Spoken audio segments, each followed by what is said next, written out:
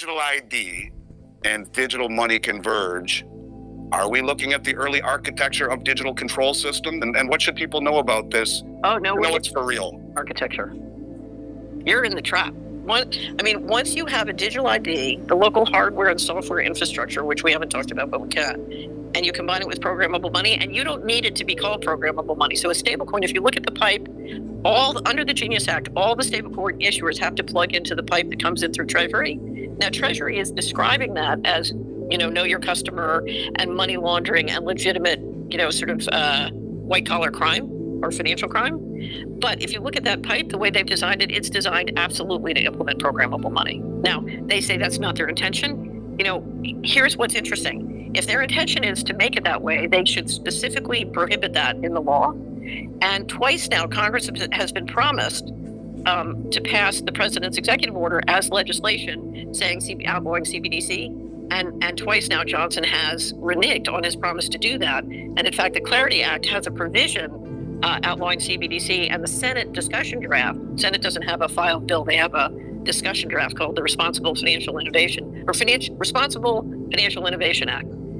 It's specifically pulled out of the Senate version, and so we have now seen 3 efforts to protect the right of the central bank to do a central bank digital currency, despite, and that's an abrogation, in my opinion, of both the president's and the speaker's promises. We at Solari have a collection it's called the Fast Approaching Digital Control Grid.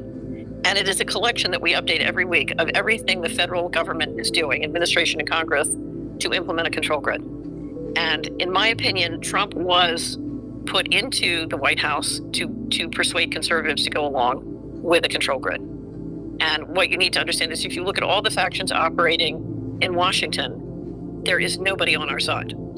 They are all trying to implement the control grid. And the question is, who's going to control it and who's going to make money on it? So is Trump our friend? Absolutely not. And if you look at the extraordinary effort that the administration has made to build the control grid, the local hardware and software infrastructure, billions of dollars.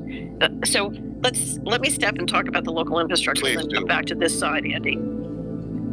Let me explain what AI is really good at. So there's a lot of crazy, magical, stupid thinking on AI. But one of the things I will say about AI, it's absolutely superb at implementing or tracking things that can be expressed mathematically. So its ability to collect and process huge amounts of data like surveillance data, where you're trying to implement spatial control or financial control, it's absolutely fantastic at, okay? And if you look at all the data centers we're building all over the country, they are there for control. That's what they do. They're not there to make businesses. I always laugh when the guys say, oh, we poured all this money into AI and it's not making companies more productive. Well, of course, it's not meant to make companies more productive. It's meant to make sure that the leadership has complete control, spatial control and financial control. I just noted Congressman Massey is now fighting to kill the switch in your car, kill the car switch. So they've got new items in the car that your car can be turned off, remotely.